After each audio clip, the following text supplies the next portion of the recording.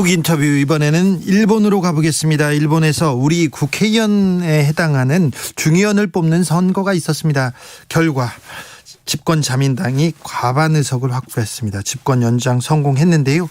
아베에서 스가, 기시다로, 이거 왜 일본은 자민당만 선택하는지, 그리고 한일 관계는 어떻게 되는지 물어보겠습니다. 이영채 일본 게이센 여학원대 교수, 안녕하세요. 네, 안녕하세요. 교수님, 일본 중의원 선거, 이 결과 어떻게 봐야 합니까? 네, 역시 자민당은 아주 셌던 것 같습니다. 강합니다. 그리고 키시다는 자민당은 키시다로 간판이 바뀌어서 변화하는 모습을 좀 유권자들에게 보였는데요. 야당은 그런 대안의 모습이 보이지 않았다고 볼 수 있고요. 일본은 또 위기가 생기면은 더 보수화되는 경향이 있는 것 같습니다. 이번은 더 보수 성향이 더 강해졌다고 좀 볼 수 있을 것 같습니다. 보수 성향이 항상 강해져요. 그리고 자민당은 뭘 잘해도 못해도 항상 선거에서 이기고요. 일본은 그렇습니다. 네, 그렇죠. 근데 이제 이번 같은 경우는 아베 스가에 대한 좀 심판의 경향도 있었는데, 자민당이 좀 교묘하게도 키시다 내각으로 바뀌었고, 키시다 상 같은 경우는 아베 스가 노선을 개선하면서도 조금은 다른, 예를 들면 분배라든지 복지를 우선시하겠다라고 또 다시 이 정책을 바꿨기 때문에 다시 한번 자민당에 대한 기대를 거는 것 같고요. 무엇보다는 야당이 선택적인 대안을 보여주지 못했던 것 같습니다. 결국은 자민당에 대한 불만은 많지만 야당을 선택하지 못하는 이러한 심리가 다시 자민당으로 들어간 것 같습니다. 선거에서 더 자민당보다 더 보수적인 보수 우익 성향의 일본 유신회가 약진했다면서요? 네, 그렇습니다. 일본 유신회가 이전에는 11석 정도 했는데 40석 이상을 넘게 되었고요. 약 4배 정도 가게 된 건데, 즉 예를 들면 자민당에서 줄어든 의석하고 그리고 야당에 줄어든 의석을 결국 일본 유신회, 즉 극우 성향의 정당이 흡수를 했다고 볼 수 있죠. 그렇다면은 일본 국민들 속에서는 좀 더 강력한 야당을 요구하고 있는 것 같고요.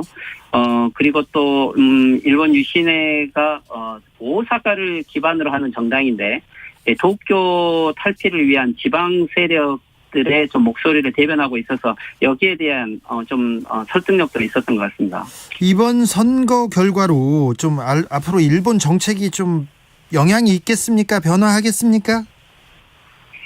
그래서요, 일단 키시다 정권은 승인을 받았다라고 이야기할 수 있고요. 특히 261석이라고 하는 것은 전체 의석석에서 절대 안정 의석인데, 즉 이것은 전 상임위 의장을 다 갖고 전 상임위의 과반수 이상을 다 자민당이 차지하는 거기 때문에 키시다 내각이 승인을 받아서 안정적으로 갈 수 있다라고 할 수는 있죠. 그렇지만 실제 정책이, 키시다 정책이 아베 스가를 벗어나서 독자적인 정책을 쓸 수 있을지는 조금 의문이고요.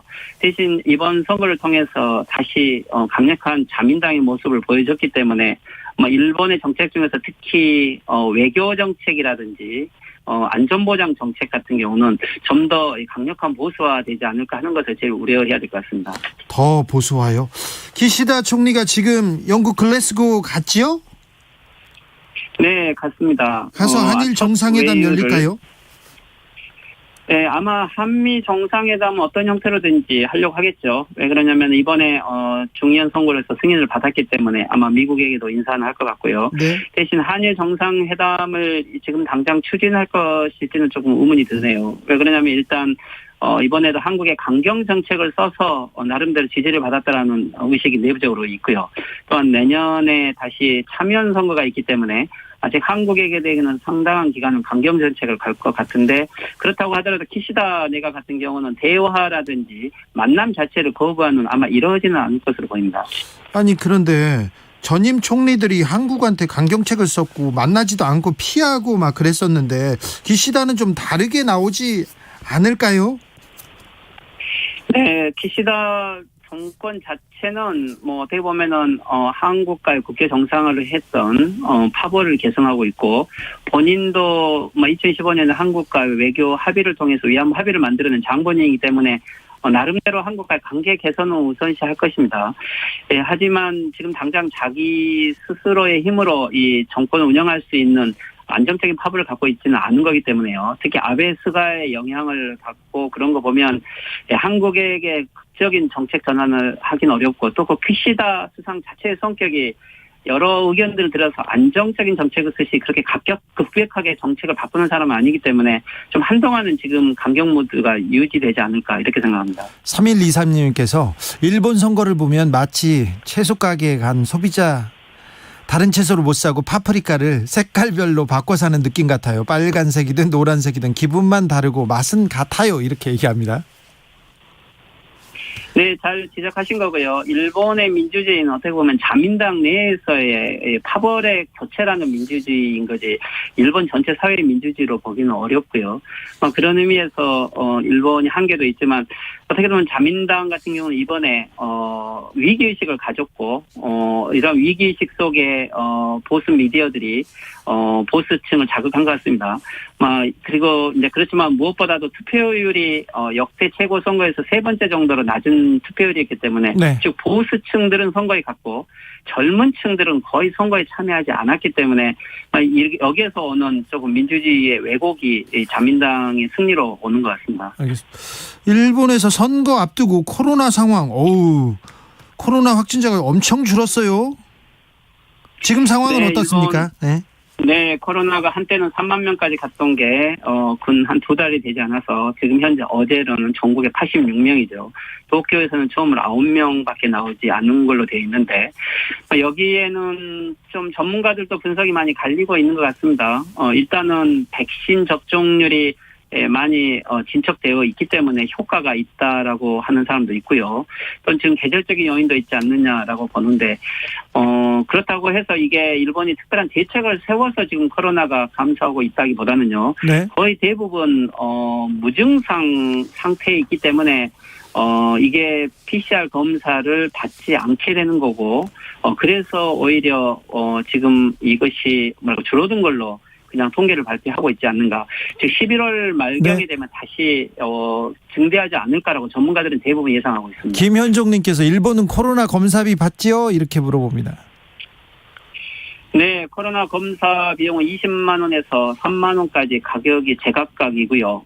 그리고 자기가 밀착 접촉자가 아니면은 다 유료로 해야 되기 때문에 특별하게 젊은 층들 같으면 될 수 있으면 PCR 검사를 안 받으려고 하죠. 그런 것들도 반영이 돼 있는 것 같습니다. 우리나라도 20만 원 받으면 바로 확진자 많이 줄어들 텐데. 일본 언론은요, 한국 대선 상황 어떻게 보고 있습니까? 네, 저도 이번 주 금요일 날 다시 일본 방송 출연 예정돼 있는데, 즉 일단 보수 야당의 후보가 누가 되는가를 일단 지켜보겠다는 거고요. 예. 일단 여당 후보는 결정이 됐기 때문에 일본에서는 보수 야당에 대해서 솔직히 일본 보수층들은 기대를 하고 있는 게 사실이죠. 아마 키시다 내각 같은 경우도 한국의 보수 야당의 후보 결정된 걸 보고 내년 대통령 선거까지 보고 나서 한국과의 정책을 어떻게 할지 아마 이렇게 장기적으로 보지 않을까 이렇게 예상할 수 있을 것 같습니다. 보수 야당이 어떤 후보 주목하고 있습니까? 물론 지금 특정 후보로 이야기하기는 어렵겠지만 일본 보수 미디어들은 지난번까지는 윤석열 후보를 강조해 왔던 것 같고요. 하지만 최근에 윤석열 후보의 실언으로 경쟁력이 약해졌기 때문에 방송 관계자들하고도 이야기를 해보면 누가 될지 모르기 때문에 복수 후보를 다 준비하겠다 이런 식으로 이야기를 하고 있는 거 보면 일본도 조금 확신하기 어려운 것 같습니다. 일본 마코 공주 결혼 화제인데요. 왜 이렇게 둘이 사랑한다는데 왜 이렇게 일본 국민들은 반대하고 화가 났습니까? 네, 그렇죠. 원래 이 마코 공주가 결혼을 하게 하는 사람이 고무로 케이라고 해서 같은 대학교 동기인데 결국 가정에 홀로 계신 어머니가 아이를 키웠고 거기에 금전적인 문제가 있다고 하는 것들이 밝혀지면서 조금 반감이 생긴 거죠. 그런데 실질적으로는 전체적으로는 여성 차별이다, 혐오다 좀 이렇게 봐야 될 것 같습니다. 그런 상황을 이해해주지 않는 것 같아요. 그래요. 사랑한다는데 혐오, 차별. 알겠습니다. 일본 이야기 잘 들었습니다. 이영채 일본 게이센 여학원대 교수였습니다. 말씀 감사합니다. 네, 수고하십시오. 저는 잠시 숨 좀 돌리고 6시에 2부 이어가겠습니다.